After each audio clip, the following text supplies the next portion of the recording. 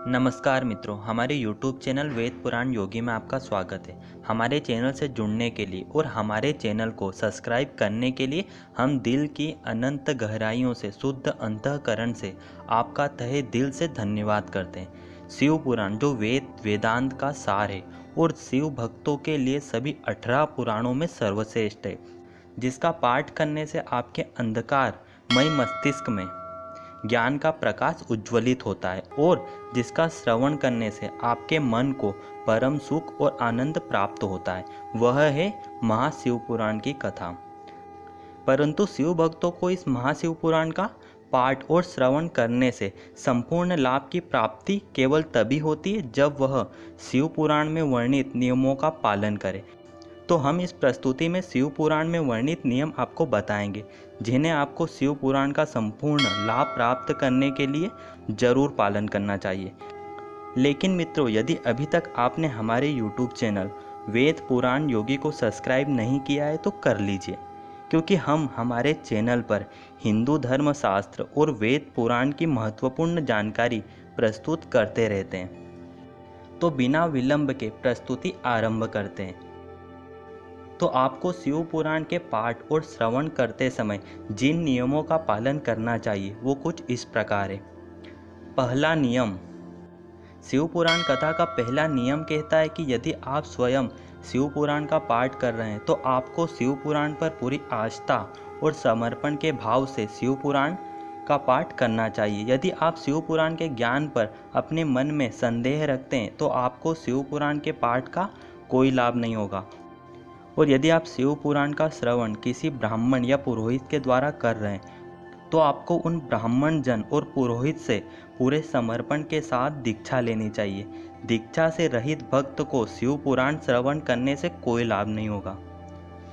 दूसरा नियम, तो शिव पुराण का दूसरा नियम यह कहता है कि जो भक्त नियम से शिव पुराण की कथा सुनते हैं उन्हें ब्रह्मचर्य का पालन करना चाहिए।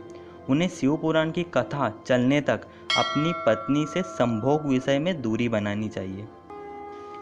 तीसरा नियम, तो शिव पुराण का तीसरा नियम कहता है कि जो शिव भक्त शिव पुराण कथा को सुनते हैं और उन्हें भगवान शिव का विशेष आशीर्वाद प्राप्त करना है तो उन्हें आलस्य की दूरी रखना चाहिए और उन्हें कथा चलने तक नियम से भूमि पर बिना आरामदायक आसन पर सोना चाहिए।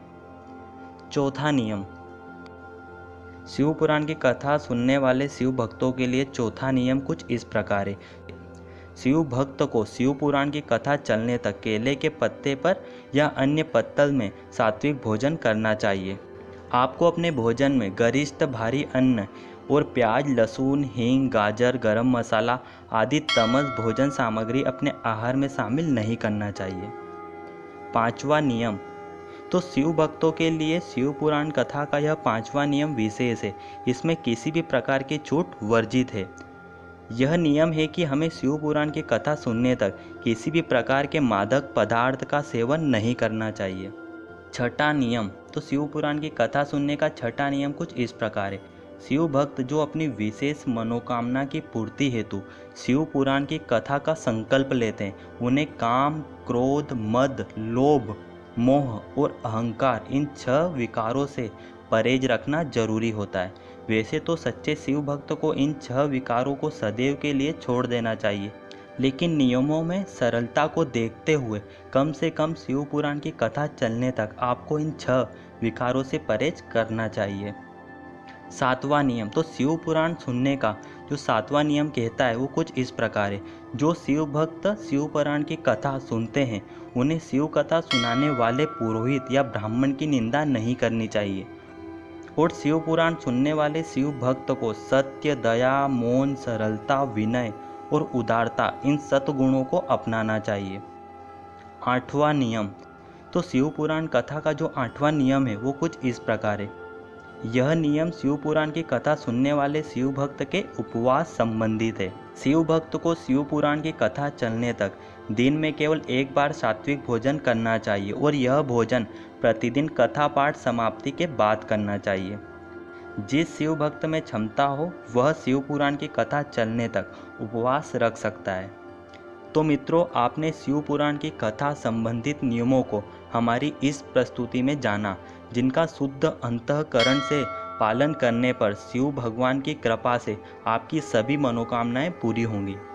तो अगली प्रस्तुति में हम शिव पुराण का परिचय प्रस्तुत करेंगे और आगे निरंतर आप संपूर्ण शिव पुराण पर प्रस्तुतियां देखना चाहते हो तो आप हमारे चैनल को सब्सक्राइब कर दीजिए और बेल आइकन को प्रेस कर दीजिए ताकि हमारी आने वाली प्रस्तुति का नोटिफिकेशन आप तक सबसे पहले पहुँचे। तो मित्रों, आपको शिव पुराण कथा संबंधित नियमों की यह प्रस्तुति कैसी लगी?